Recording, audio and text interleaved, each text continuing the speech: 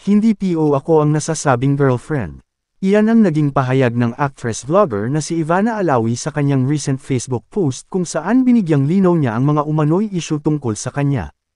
I tried to stay quiet at dumedma na lang dahil sa paniniwala ko na hindi ako dapat magsalita lalo kapag alam ko na wala akong ginagawang masama.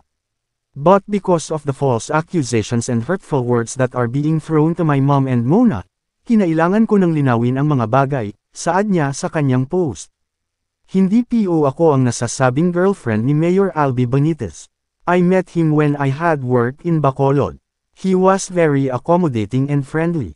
At hindi lang siya ang politikong nakilala ko at naging kaibigan, wika pa niya. I am currently seeing someone who makes me happy. All I can say is that he is a respectable businessman and not a politician. Sana this helps clear my name and clarify all rumors. Maraming salamat, dagdag niya.